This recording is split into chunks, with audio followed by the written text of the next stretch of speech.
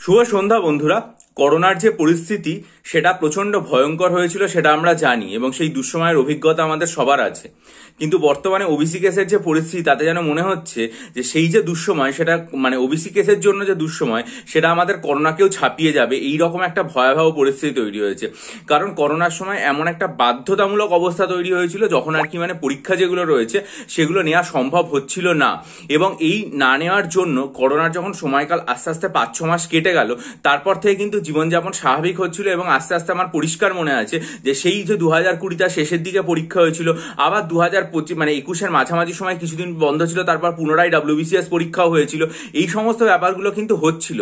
কিন্তু এই ওবিসি কেসের জন্য এমন একটা পরিস্থিতি যেখানে বছরের পর বছর এবং বছরের পর বছর বলছি দিনের পর দিন এই মাসের পর মাস জিনিসটা পিছিয়েই যাচ্ছে এবং সেখানে কোনো সুস্পষ্ট কারণ যেটা রয়েছে সেটা দেখা যাচ্ছে না। আপনাদেরকে আমি দেখাবো, এই দেখুন আনন্দবাজার পত্রিকায় এই খবরটা প্রকাশিত হয়েছে ওবিসি কেস নিয়ে।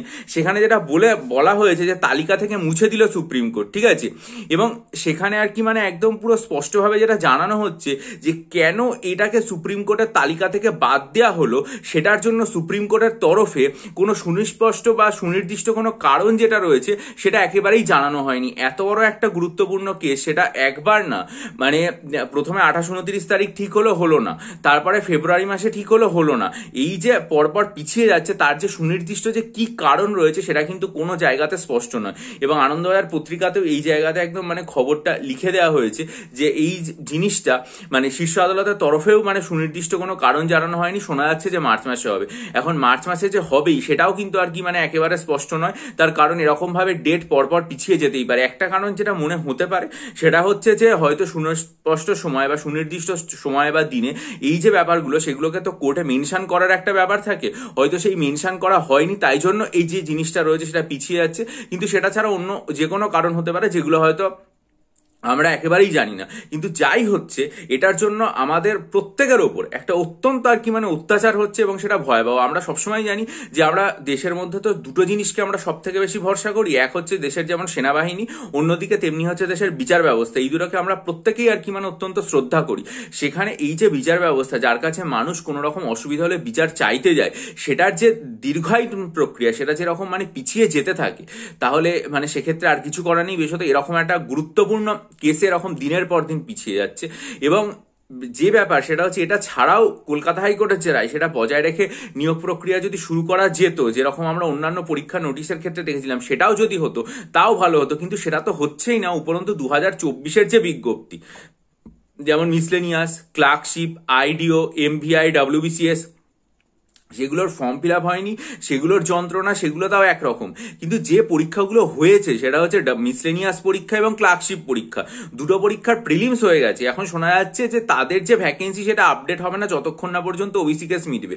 অথচ এই ওবিসি কেসের কোনো প্রভাব তার উপরে পড়ার কথা নয়, রেট্রোস্পেক্টিভ এফেক্ট হয়ে যাচ্ছে, যেটা প্রকৃতপক্ষে হয় না। তার জন্য তাহলে যে প্রশ্নগুলো দাঁড়ায় সেটা হচ্ছে, তাহলে ভ্যাকেন্সি আপডেট হচ্ছে না, ভ্যাকেন্সি আপডেট না হচ্ছে সেটার উপর নির্ভর করে 9 গুণ বা 10 গুণ মেয়েকে ডাকা হবে প্রিলিমিনারিতে, সেই পরীক্ষার্থীদের সংখ্যা বোঝা যাচ্ছে না, তাহলে প্রিলিমসের রেজাল্ট বেরোবে কিনা তার উপরেও কিন্তু একটা মেঘ জমে রয়েছে। এই হচ্ছে পুরোপুরি অবস্থা। তাও আমাদের মনের জোর হারালে চলবে না, আমাদের কিন্তু মেন্সের জন্য প্রস্তুতি নিতে হবে। কারণ এখনো পর্যন্ত আমাদের এটা ধরেই চলতে হবে টেন্টেটিভ ডেটে পরীক্ষা হবে। যদিও সেটা হয় বা না হয় সেটা পিএসসি যখন জানাবে তখন নিশ্চয়ই অফিসিয়ালি আমরা জানতে পারবো।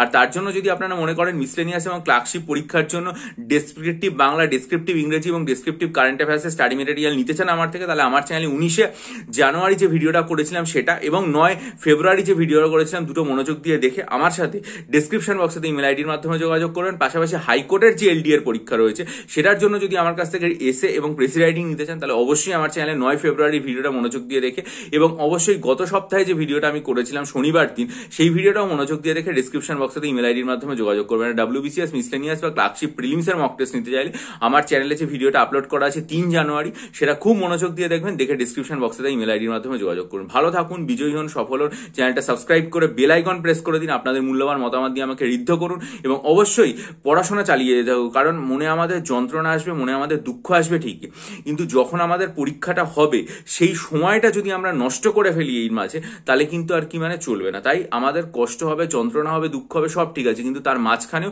একটা সুনির্দিষ্ট সময় বের করে আমাদের সেটার জন্য প্রস্তুতি নিতে হবে। বিশেষ করে যারা মিসলেনিয়াস এবং ক্লার্কশিপ বা হাইকোর্ট LD এর মেন পরীক্ষা দিতে যাচ্ছেন তাদের জন্য। ভালো থাকুন, বিজয়ী হন, সফল হন।